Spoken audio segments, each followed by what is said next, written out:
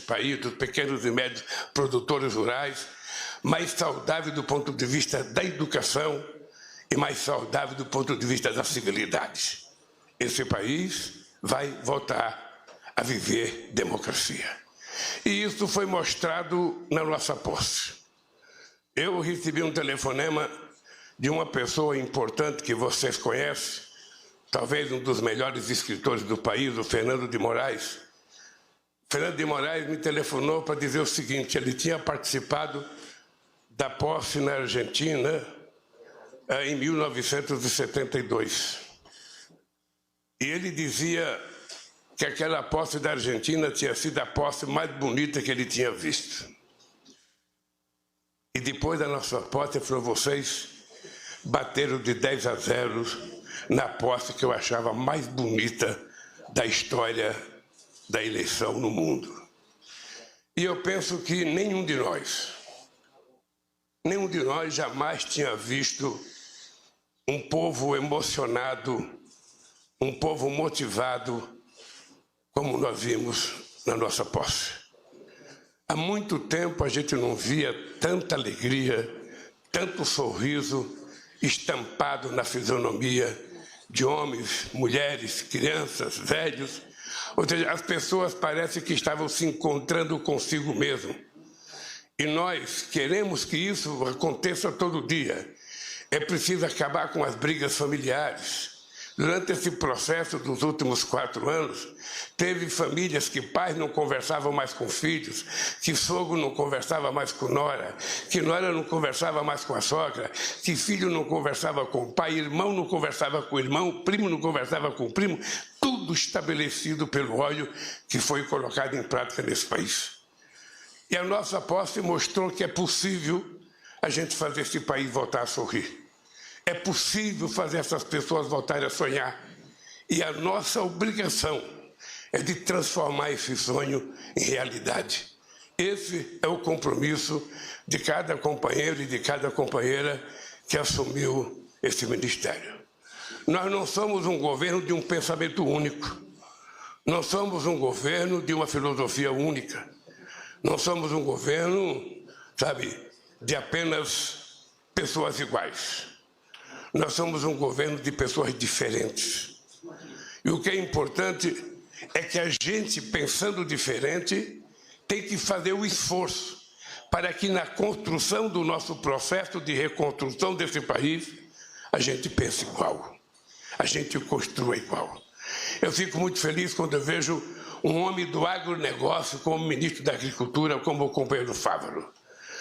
Ou seja, eu penso que o Fávaro é a perspectiva que nós temos de fazer com que as pessoas sérias, os homens de negócio do agronegócio, os empresários de verdade que sabem a responsabilidade da produção de alimento nesse país, que sabem a necessidade da produção sem precisar ofender ou adentrar a floresta amazônica, ou a Pantanal, ou qualquer outro bioma que tem que ser protegido.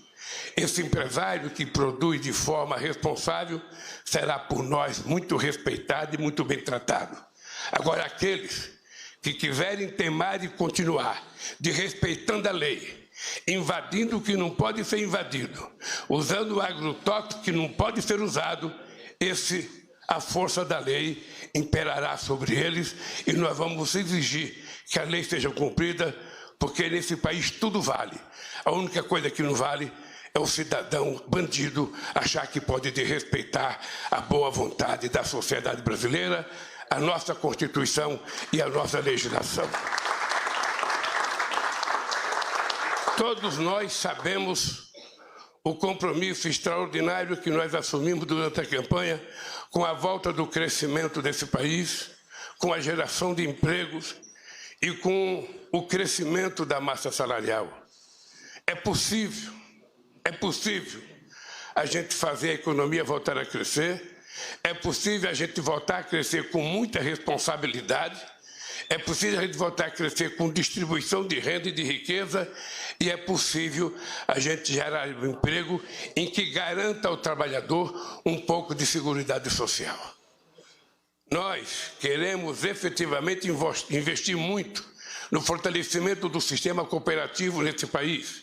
Queremos investir muito no micro e pequeno empreendedor. Queremos investir muito no pequeno e médio empresário. Mas nós queremos que o trabalhador tenha um mínimo de seguridade social, que ele tenha garantia de previdência, que ele tenha garantia de registro, que ele tenha garantia de que quando, por motivo qualquer, ele estiver em possibilidade de trabalhar, o Estado garanta a ele o mínimo de segurança. Porque senão a gente não terá um mundo de trabalho sadio e saudável, a gente terá um mundo de barbárie. Todo mundo sabe o nosso compromisso com a educação. E na educação eu fiz questão de convidar o companheiro Camilo para ser o ministro da Educação, porque dentre todos os estados brasileiros, o Ceará é o estado que ao longo de muitos anos vem tendo a mais importante história de educação fundamental e de ensino básico. Ou seja, inclusive talvez seja o estado com mais quantidade de escolas em tempo integral. E quando eu trouxe o Camila, eu também queria trazer a Isolda, que é a secretária nacional de Educação Básica, porque sobre as costas dela pesa também a responsabilidade de ter sido uma grande educadora e, portanto, meu caro Camilo, você sabe que você tem responsabilidade. A semana que vem, eu já quero ter uma reunião com você para discutir o que a gente vai visitar, sabe, de reforma em escola, porque nós temos 4.000 obras na área da educação paralisadas. Eu não sei se é creche, não sei se é universidade, não sei se é Instituto Federal, mas o que tiver, a gente vai ter que colocar a mão na massa para que a gente possa produzir e reconstruir, melhorando a educação, gerando emprego e pagando os salários que o povo brasileiro precisa ganhar.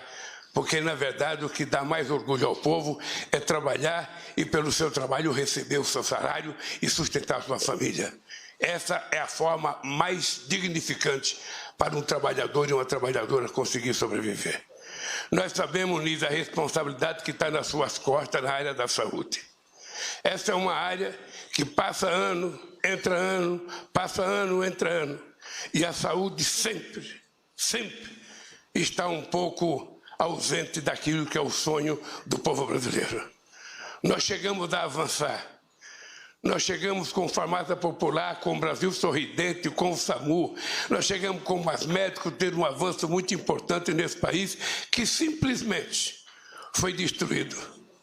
Em nome de combater qualquer coisa, em nome de tirar, na verdade, aquilo que estava dando certo para o povo daquelas cidades pequenas que não vê médico.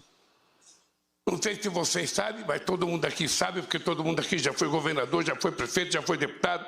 Todo mundo sabe que tem cidade nesse país que passa anos sem ver um médico.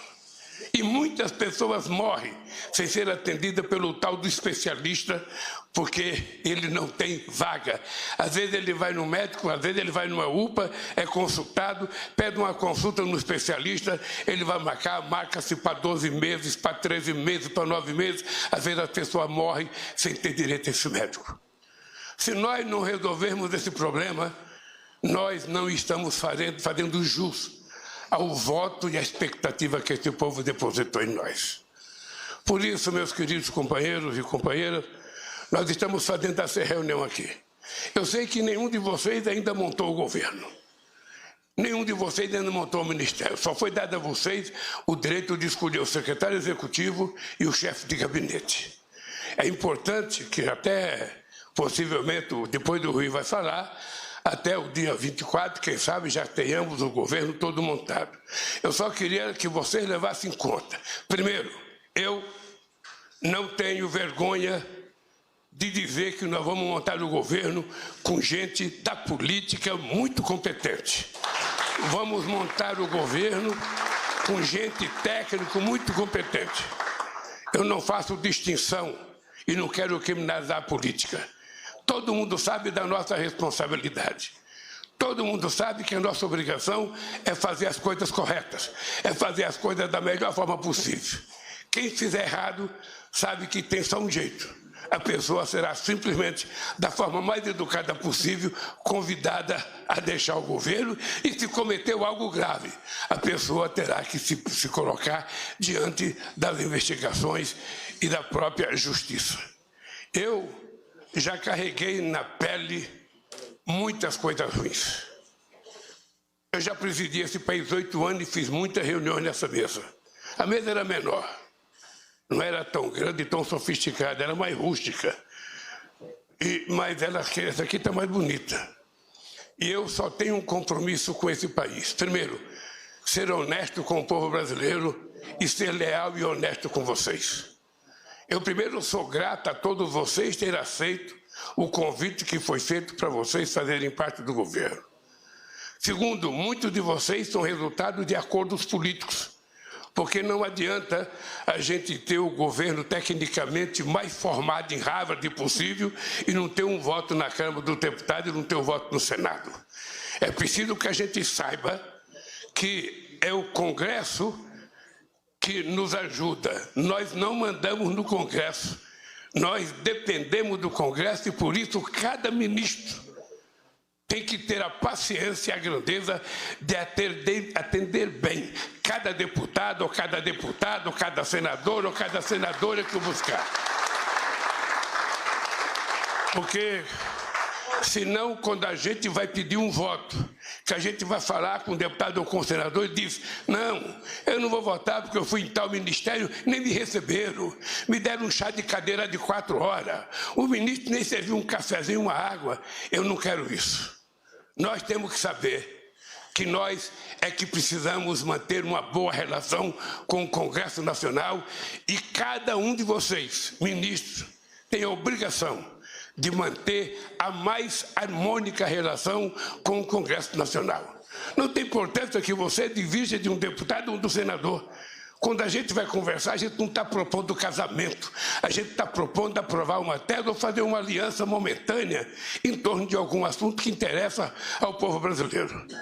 E eu quero dizer para vocês que vou fazer a mais importante relação com o Congresso Nacional que eu já fiz. Eu já tive 8 anos na presidência e eu quero dizer aos líderes, ao Jacques Wagner, ao Guimarães, ao Randolph, que dessa vez vocês não se preocupem, que vocês vão ter um presidente disposto a fazer tantas quantas conversas for necessário com as lideranças, com os partidos políticos, com o presidente Rodrigo Pacheco e com o presidente Arthur Lira.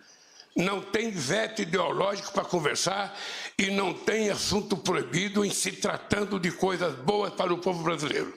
Então eu quero que vocês saibam que vocês contem comigo, porque eu tenho consciência que não é o Lira que precisa de mim. É o governo que precisa da boa vontade da presidência da Câmara. Não é o Pacheco que precisa de mim. É o governo que precisa, de um bom relacionamento com o Senado. E assim nós vamos governar esses 4 anos. Eu tenho dito para todo mundo que esse será o mandato da minha vida. Todo mundo sabe que eu tenho uma obsessão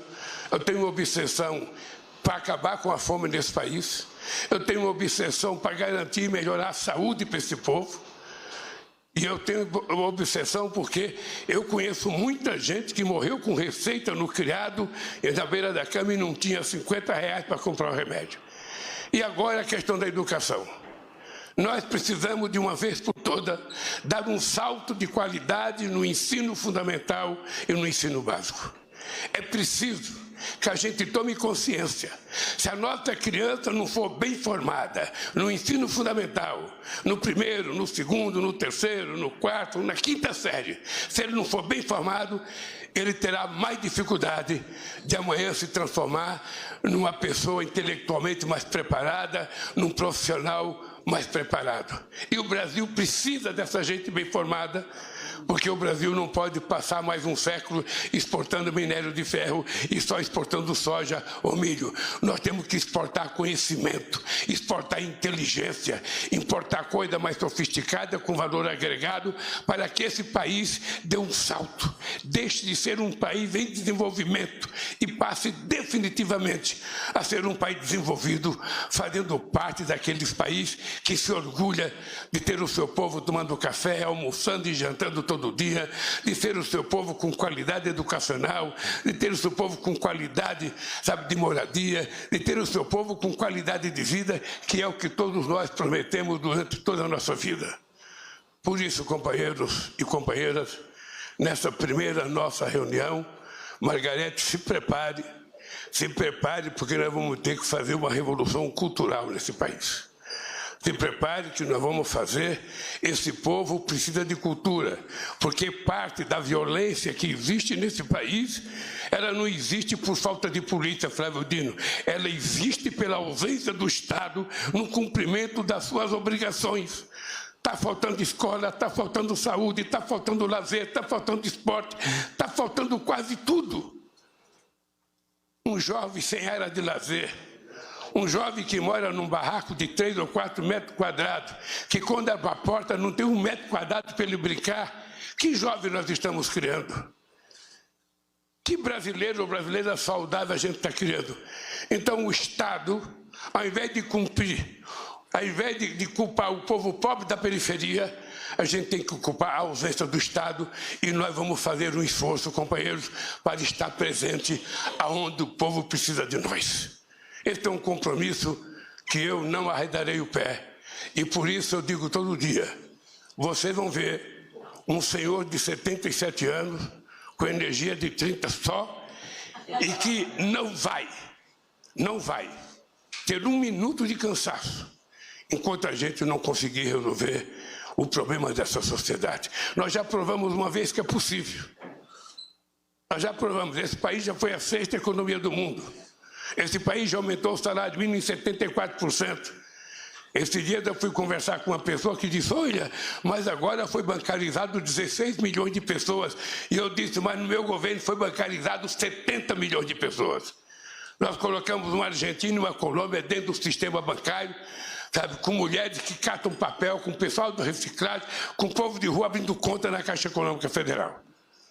Você tem que ver, Zé Múcia, o que uma mulher chorou a receber o cartãozinho dela da Caixa Econômica porque ela abriu uma conta. Coisa que para nós não tem nenhum valor, para o povo pobre tem um valor incomensurável. Por isso, companheiros, eu vou passar a palavra para o companheiro Geraldo Alckmin, que além de ministro, além de coordenador da transição, virou ministro do Desenvolvimento, Indústria e Comércio. Daqui a pouco ele tem mais poder do que o presidente da República e eu vou passar a palavra para o companheiro Alckmin. Obrigado, companheiros, obrigado. Estejam certos que eu estarei apoiando cada um de vocês nos momentos bons e nos momentos ruins. Não deixarei nenhum de vocês no meio da estrada. Não deixarei nenhum de vocês. Vocês foram chamados porque têm competência. Vocês foram chamados porque foram indicados pelas organizações políticas que vocês pertencem. E eu respeito muito isso. E, portanto, esteja certo que vocês terão em mim, sabe, se possível, um irmão mais velho, se possível, um pai. Tratarei vocês como a mãe trata os filhos. Com muito respeito, muita educação e exigindo muito trabalho de cada um de vocês e de cada uma de vocês.